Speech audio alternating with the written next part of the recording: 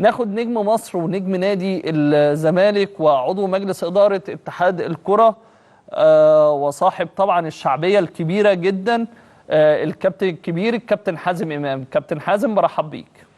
مساء الخير يا اسلام، ربنا يخليك وشكرا على التقديم المحترم.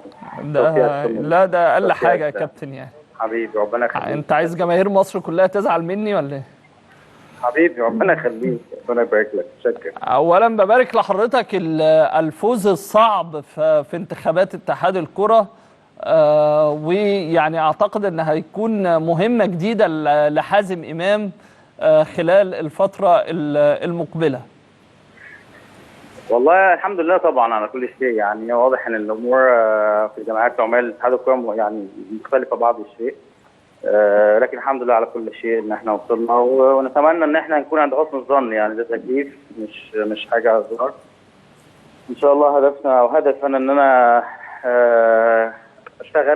اشتغل كويس ويبقى الصالح العام ان شاء الله هو الهدف بالنسبه لي، واعتقد ده هدف كل المجموعه يعني اللي نجحوا. ان شاء الله يعني نبقى حاجه نحاول لو في حاجه نحسنها، ولو في حاجه نقلل السلبيات اللي موجوده. اتمنى ان شاء الله باذن الله. يعني ايه اهم حاجه حازم امام نفسه يعملها او بيفكر فيها، او من ضمن يعني اهدافه الخاصه اللي ممكن يتكلم فيها داخل مجلس اداره اتحاد الكره خلال الفتره اللي جايه؟ والله بص يا اسلام، يعني انا نفسي نوصل كاس عالم، نفسي منتخبات توصل الاولمبياد البطوله القادمه ان شاء الله، نفسي الدوري العام والبطولات تتحسن ويبقى ليها شكل احسن ونظام للمسابقه، نفسي الماركتنج بتاعنا يبقى احسن، ويبقى اسم اتحاد الكوره واسم الدوري المصري يكون اقوى. نفسي يبقى عندنا قاعده يعني قاعده الممارسه تكون اكبر من كده بكتير. نفسي في حاجات كتيره يعني نفسي في ان احنا نشوف منتخبنا، نشوف ان الدوري المصري يرجع واحد من اقوى الدوريات العربيه، او يرجع اقوى دوري عربي من خلال تنظيمه للمسابقات، من خلال تنظيمه للمنتخبات. بس مش بيبقى يعني اتمنى ان احنا بقى الخلافات وان النقطه والنقطتين والحكم اللي مسك الماتش، الحاجات دي يعني نبقى احنا اكبر من الحاجات دي بكتير. يعني ان شاء الله يبقى هدفنا ان احنا ندير كره القدم ونطورها، وليس هدفنا هو مين كسب الدوري والنقطه والحكم وضربه الجزاء والكلام ده يعني. طيب دايما يعني هل يعني طبعا دايما بيتقال ان حازم امام له دايما رؤيه مختلفه، حتى رؤيه فنيه مختلفه، ورؤيه حتى كان ليك افكار لما حضرتك كنت عضو مجلس اداره داخل نادي الزمالك، افكار برضو تسويقيه مختلفه. هل ممكن ان احنا يكون في اي تجارب خارجيه حضرتك شفتها من بره، في اوروبا، في ايطاليا، في غير في اي حته، انت عايز تطبقها هنا في مصر، ولا الامر صعب يا كابتن حازم؟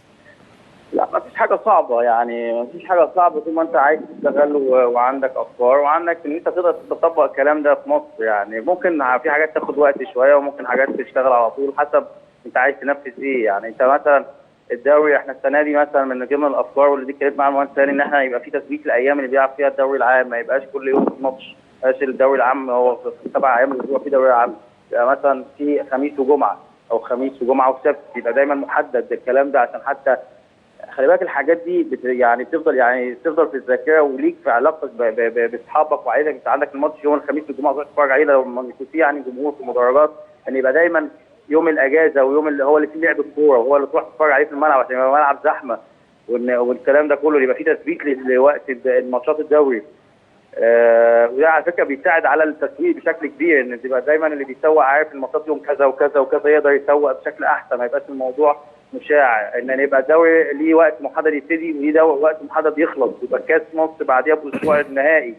الحاجات دي كلها بتفرق في التنظيم وبتفرق في شكل البطوله، ان يبقى عندك شكل محترم لبطوله اللي بتقام على ارض مصر، زي ما قلت لك يرجع لاقصى دوري عربي ان شاء الله. ان احنا ازاي ندخل الجمهور تاني. يعني انا دايما واحنا بره في البرامج كنا بنقول دايما الامن مش مسامح للجمهور، وان الجمهور مش هينفع يخش. هل انا هيبقى دوري ان انا اسكت وخلاص، ولا ان انا اطلع حلول ان انا ازاي ادخل الجمهور، ولو حتى شكل معين، ان مثلا صاحب الارض بس هو يدخل جمهور، او يبقى في فئه معينه سن معين يخش. انا احاول ان انا اوجد حلول عشان الملعب يبقى مليان بناس، ما يبقاش الموضوع دايما خلاص ماشي اوكي مش هينفع. النهارده لما تيجي تبص على الدوري، على السوبر الاماراتي والشركه شركه التسويق اللي ماسكه وعامله التقرير على مين هيخش ويخش ازاي ومنين وفين، وشفت حاجه يعني حاجه زي اوروبا بالظبط. طب ليه ده ما يتعملش عندنا؟ ما ده لو اتعمل ان شاء الله كويس يوم ماتش السوبر الاماراتي ناخد منها التجربه دي. ده انا شفت التقرير عاملين نزول احتياطي خاص زي العالم المتحضر، هم يحضروا الماتش ويحضروا فين؟ مش سايبين حاجه مش معموله. فبالتالي احنا عندنا القدرات، ولكن لازم تطبق على ارض الواقع ازاي. فده دورنا احنا كاتحاد ان شاء الله نحاول نعمل الحاجات دي، حتى لو عملنا 50% في الطريق ده هيبقى احسن اكيد من اللي فات. كابتن حازم، يعني المنتخب الوطني ويمكن التعادل بصرف النظر عن التعادل مع غينيا في المباراة الودية، ولكن الأداء كان متراجع بعض الشيء، والناس بدأت تخاف، ان بدأت تتكلم ان مفيش طبعا تشكيل ثابت للمنتخب الوطني. الناس بدأت كمان تخاف على مسيرة المنتخب في مشواره في التصفيات المؤهلة لكأس العالم. هو خلينا نحط في الاعتبار طبعا اكيد المستوى والاداء والنتيجه مش كويس، وحتى كان معايا اسامه نبيل النهارده على الهواء قال لي نفس هذا الكلام. يعني اي واحد بيفهم كوره اكيد عارف ان مستر كوبر مش ممكن يكون راضي على الاداء ده، ولا اي حد راضي على الاداء. دي حاجه. ثاني حاجه خلي بالك هو ماتش ودي، يعني يفتح النهارده او بكره في مثلا ايطاليا هتلعب ماتش ودي مع فرنسا، هتلاقي تشكيل مختلف عن تلعب بيه في اوروبا، لان هو ماتش ودي لازم هيجرب فيه كتير. هي دي ميزه الماتشات الوديه، انك تشوف لعيبه ظهرت في اولها اخيرا بشكل كويس فبتجربها. فده طبعا يعني بكره في ماتشات وديه كتيره جدا وفي ماتشات رسميه، هتلاقي ممكن امور في ناس مختلفه عن اللي شفناها في بطوله اوروبا اللي فاتت، لان هي كره القدم مش ثابته، وفي الماتشات الوديه ما بتبقاش دايما التشكيل اساسي، لكن هي بتبقى رؤيه ان ممكن ده يكون كويس اجربه النهارده، ممكن ده يكون كويس اجربه النهارده. فانا ما اقدرش احكم في ماتش ودي واقول لك ان هو ثبات التشكيل. انا اعتقد ان مستر كوبر خلاص حط ايده على التشكيل، وهتلاقي متهيألي 99% من التشكيل الاساسي اللي هو في دماغه هو في ماتش جنوب افريقيا. يعني ده اعتقد وجهه نظري، مش معلومه ولا حاجه، ده وجهه نظري كلاعب كوره سابق ان ماتش جنوب افريقيا اقوى، وبالتالي هيلعب بشكل مختلف عن ماتش غينيا من حيث التشكيل ومن حيث الشكل التكتيكي اللي هيلعب بيه. يعني الازمه اللي حصلت ما بين محمد النني ورمضان صبحي، يعني راي حضرتك فيها ايه؟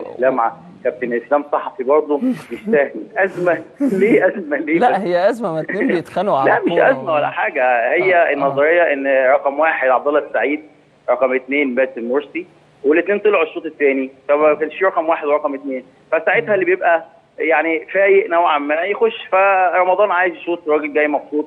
النني شايف ان عنده الفرصه عايز يشوط. حسام باولو عايز يجيب جون لاول مره في تاريخه في الجو.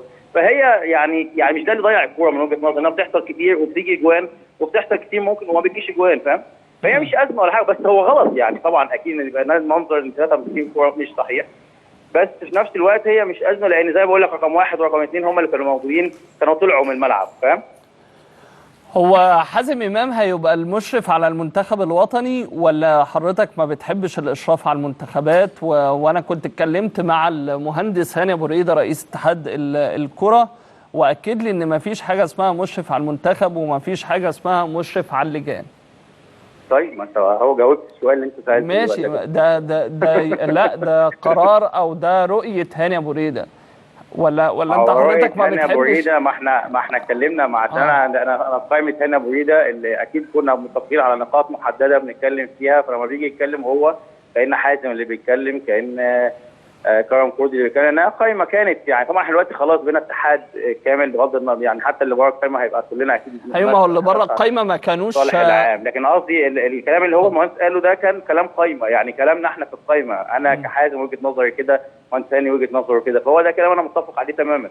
موضوع الاشراف مش عايز اختص واحد ان هو يشرف يعني على لجنه، وانا وجهه نظري على فكره، وده ممكن يكون غلط، يعني لسه على الترابيزه اكيد هيبقى فيه وجهات نظر مختلفه ونتناقش، انا بتكلم كوجهه نظر، ممكن يكون سين او صاد وجهه نظر مختلفه وبحترمها تماما يعني.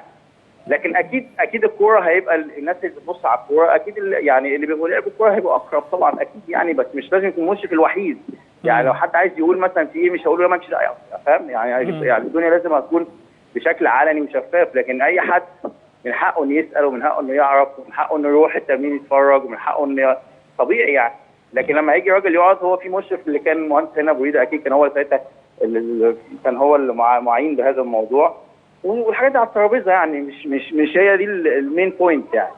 طيب يعني الافضل من الناحيه الفنيه ان يكون في لجنه فنيه في اتحاد الكره، ولا يتم تفعيل دور المدير الفني لاتحاد الكره والاكتفاء بمدير فني؟ ده برضه على الترابيزه يا كابتن اسلام، لان انا واحد في وسط 10، ما ينفعش اطلع اقول انا بقول كذا. لا انا بتكلم على رؤيه حازم امام، انت ليك رؤيه حازم امام دلوقتي. انا كحازم، انا دلوقتي عضو في مجلس اداره اتحاد الكوره، لما اطلع هقول مثلا انا رايي لجنه او حاجه، يعني دي لازم نبقى في خلال منظومه الناس كلها قاعده، ما هو من خلال منظومه الناس كابتن حازم، بس في النهايه انا بتكلم مع حازم. انا ممكن لما مثلا اقعد مع كابتن مجدي وهو على الترابيزه يقول حاجه انا ما كنتش واخد بالي منها، يخلي يعني ان نفسي تروح لحته ثانيه. الكلام مع الناس بيفتح مناطق كثيره مختلفه، لكن كل واحد هيسمع كلام نفسه مش هنحل حاجه، لازم اسمع كلام الاخر واشوف واقتنع. ممكن اقتنع، اكيد خبرات كابتن مجدي مختلفه عن خبراتي، مختلفه عن خبرات مهندس ثاني، مختلفه عن خبرات سيد زاهر، كل واحد عنده، وده اللي بيكمل ان يبقى في مجموعه كامله تحاول تكمل بعض يعني. فوجئت يعني عدم توفيق الكابتن وائل جمعه نجم النادي الاهلي طبعا والمنتخب الوطني السابق. طبعا وزعلان وحزين يعني، طبعا ان وائل انسان نقي جدا، طبعا محترم جدا.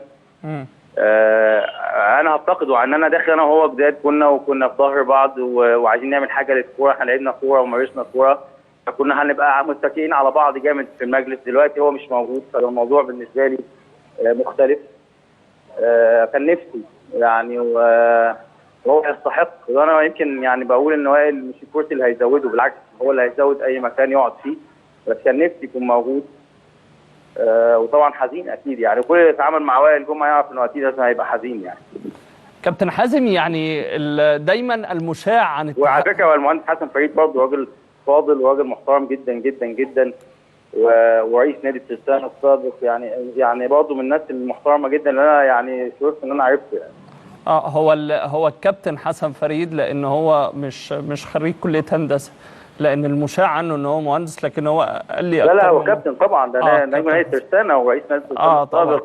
لا طبعا لا لكن نادي الزمالك على فكره. نعم. لا اصل انا بسلم على الناس، معلش. لا مفيش حاجه، مشهور بقى وكده فبسلم على الناس.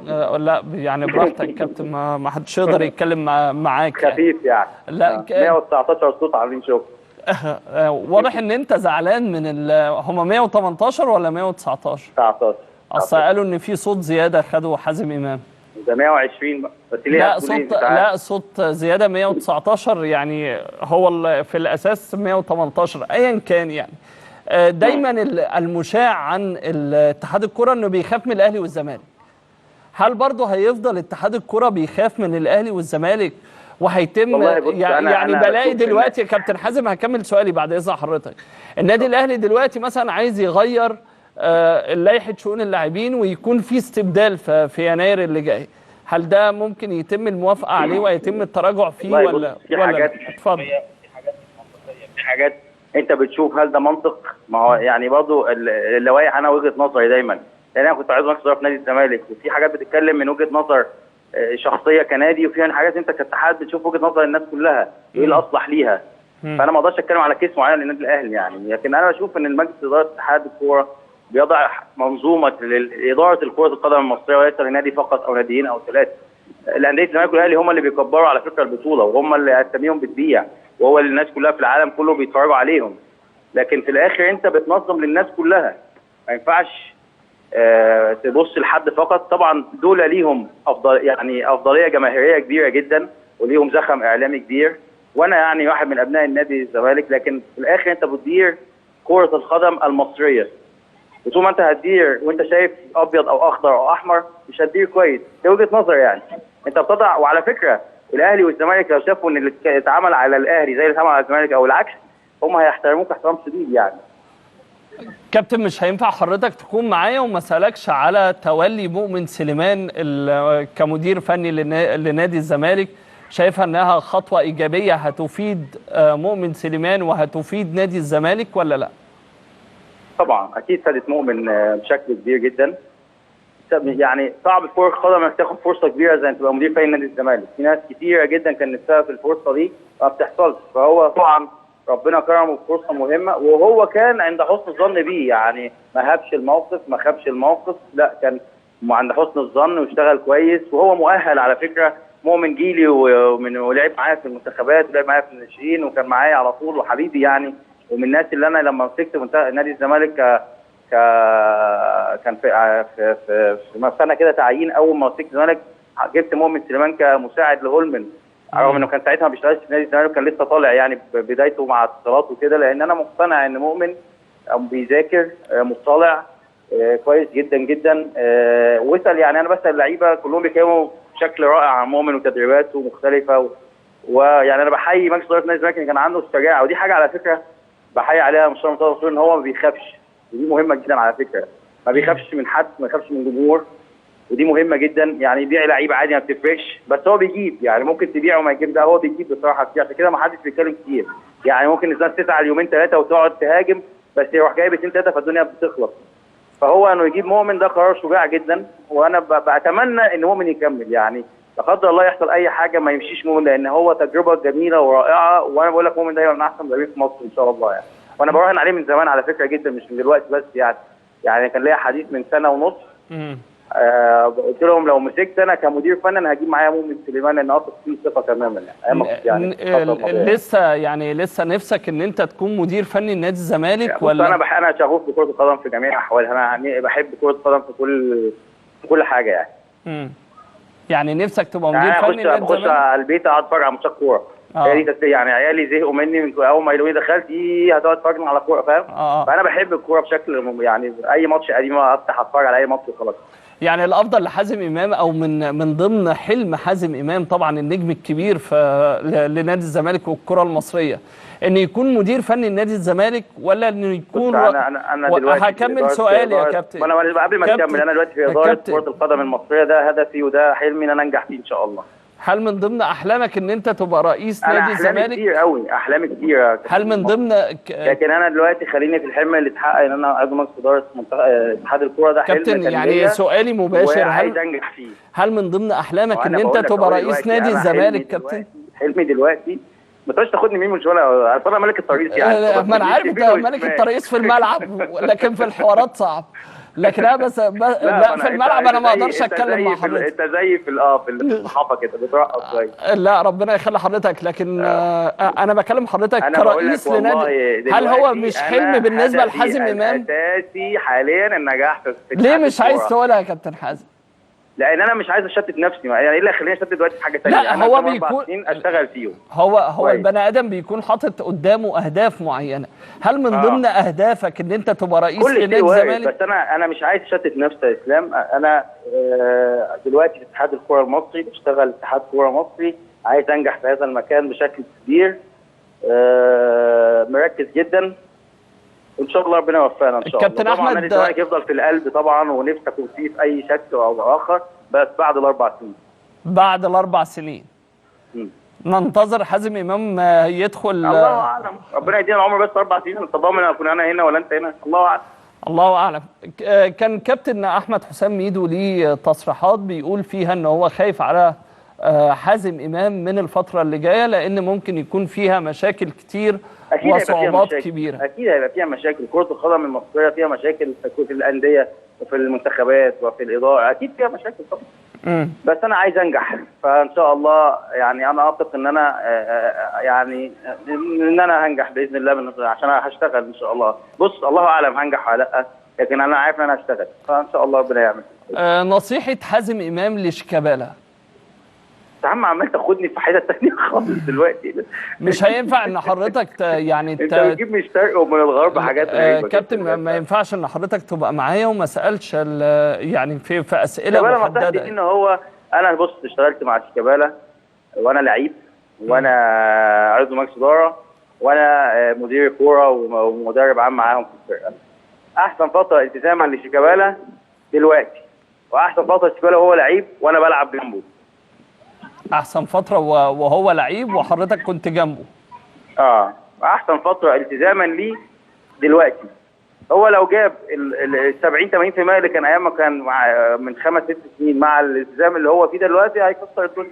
لكن انا عاجبني جدا التزامه، عاجبني جدا حرصه على ان هو يكون كويس واقف على رجله. يعني شباب اسمه كويس جدا، عايز يلعب، عايز راجل ما بيلعبش، ما بيعملش اي مشاكل خالص. راجل كابتنه او نشاط الكابتن يعني هو عارف قيمتها بشكل كبير، بيجي على نفسه. ساعات مشكله الشاره ان انت بتيجي على نفسك كتير، ما تعملش مشاكل، انك ما تلعبش ولا حاجه عشان انت كابتن.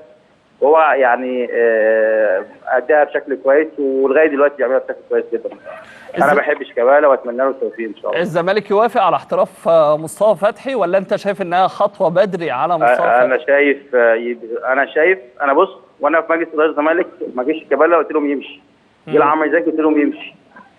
كانوا خايفين من الجمهور، ويسال الناس اللي كانت موجوده معانا، قلت لهم يا جماعه مش مشكله، الناس دي لازم تسافر ما دام جات لنا فرصه، ايه المشكله نجيب بفلوسهم نجيب لعيبه ثانيه. يعني ودي حاجه زي ما بقول لك عليها، انا بحيي عليها مصطفى مخطوط، ما بيخافش ما بيقلقش. لان زي ما طلع حازم طلع بعد 50 واحد، وزي ما هي شيكابالا هيجي بعديه. بس انت لما بيطلع عندك واحد يحترف ويبقى نجم، مش 50 واحد هيبقى نجم، مش 50 واحد هيبقى ممكن يكسر الدنيا، هو واحد او اثنين فيطلعوا. ودايما يتقال اسم الزمالك زي ما عميدو طلع، وكل شويه الزمالك موجود في اسم عميدو. فانا بشوف ان لا، مصطفى فتحي لو راح تورينو دي حاجه عظيمه. يعني تخيل لو راح تورينو ولعب كويس. النهارده جو هارت بيلعب في تورينو، راس حارس مرمى المنتخب الانجليزي. لما يكون مصطفى فتحي بيلعب في تورينو ويتقال ان الراجل ده جاي من الزمالك ويكسر الدنيا في تورينو مثلا، وينزل يرقص وينزل يعمل الحاجات بتاعته ويعدي ويروح ويجي، طب ما ده انا عايز اكتر من كده. ايه الشهره اللي الزمالك هينولها احسن من كده؟ فاهم؟ والزمالك ممكن يبيعه مره ثانيه، ولو اتباع ياخد منه 25 35%.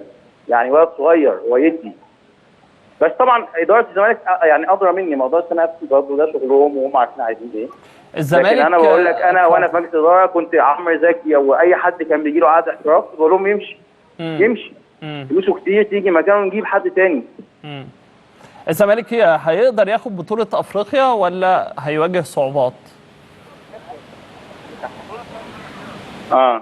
لا يا اسلام، الزمالك هيقدر يعني يحصل على بطولة أفريقيا؟ يقدر إن شاء الله بإذن الله يقدر. بالمجموعة اللي موجودة بمجموعة هي طبعا عنده نواقص كتير طبعا بسبب العدد الموجود. لكن أي بطولة أنت بتحتاج فيها توفيق وبتحتاج فيها يعني حاجات ثانية غير كرة القدم. لو ربنا وفق الزمالك، هو يعني طبعا الأمور بقت صعبة بسبب قلة اللعيبة، لكن أنا شايف بطولة أفريقيا مش صعبة. كفاية اللي بتنافسك كلها الثلاثة التانيين مش أحسن منك خالص.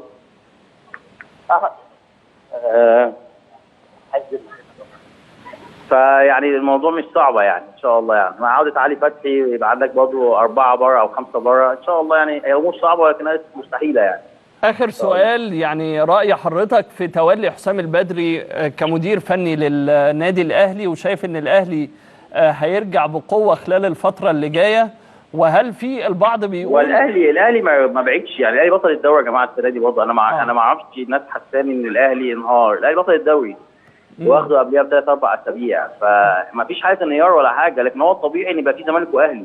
هو اللي مش طبيعي اللي كان ان ال7 8 سنين فاتوا الاهلي بيكسب لوحده، ده مش طبيعي في كره القدم كان يعني، فاهم؟ لكن طول عمر الزمالك والاهلي بينافسوا بعض، طول عمر الزمالك والاهلي ده بيكسب دوري ده يكسب كاس، ده يكسب مرتين و4 3. لكن مش طبيعي ان يكسب 7 8 سنين زي ما كان بيحصل، لان الزمالك وقع فترات كبيره ومجالس معينه، والحاجات دي خلصت على الزمالك فتره كبيره. انا شايف الزمالك وقتها كان بيخسر البطولات دي بفعل فاعل ولا لا؟ مين؟ الزمالك كان بيخسر البطولات في الفترة من ال7 سنين وال8 سنين بفعل فاعل ولا لا؟ بفعل ايه؟ فاعل في الملعب يعني ولا حاجات خارجية بره الملعب؟ الاثنين يا كابتن. لا، في فترة الاهلي كان احسن من الزمالك. الزمالك عنده كان مشاكل داخلية، ما بقول لك المجالس المعينة والكلام ده كله. انا كنت بتكلم لو تفتكر يا اسلام وانا في مجلس اداره الزمالك، لما جيت مجلس اداره الزمالك كنت بقول لك ايه؟ بقول لك مجلس منتخب حتى لو سيء هيبقى احسن من احسن مجلس معين كويس، لانه بيعمل استقرار بشكل كبير جدا، وهيخلي اي فرقه ممكن تكون احسن بكتير انها تكسب وتاخد دوري. وده موجود. طب ما مجلس الزمالك دلوقتي كام واحد استقال؟ 3 4 استقالوا، بس مجلس منتخب وعنده قوه فبيقدر يشتغل كويس والناس تثق فيه وتحط فيه فلوس ويجيبوا فلوس كويسه. ده طبيعي يعني. لما كنت عضو مجلس اداره في نادي الزمالك، حسيت ان الزمالك كان بيخسر البطولات بفعل فاعل ولا لا؟ احنا ما لعبناش ولا بطوله. نعم. ما لعبناش غير دوري واحد اساسا. لا دوري انا واحد بتكلم وثلاث سنين الدوريات مقفوله، ما كابتن لعبناش ولا حاجه. لا انا بتكلم على السياسات يا كابتن، انا بتكلم في السياسات، ما بتكلمش سواء انت لعبت بطوله ولا ما لعبتش بطوله. انا بص بشوف الحاجات اللي كانت بتحصل زمان في الثمانينات التسعينات، وجون حسن شحاته وجون مش عارف مين اللي كان بتيجي كوره من نص الملعب وما فيهاش اي حاجه من الاوفسايد والكلام ده. الحاجات طبعا الزمالك ظلم فيها ظلم باين، ولكن حاليا الكلام ده ما ينفعش. حاليا في ظل التكنولوجي والحاجه اللي احنا فيها دي والسوشيال ميديا، ما حدش يقدر ان هو يبقى فاسد. يعني اللي كان بيحصل قبل كده مش هيتكرر تاني يا كابتن حازم. ان شاء الله مش هيتكرر تاني، وان شاء الله زي ما بقول لك الدنيا دلوقتي مختلفه في العالم كله. اكيد في يفضل يعني اكيد في فساد في العالم كله، لكن انا بقول لك اعتقد دلوقتي اي حكم او اي عنصر في اللعبه لو هيعمل حاجه فهو بيعملها عشان قدراته وحشه، لكن مش قاصد ان هو يخسر فريق. ده وجهه نظري.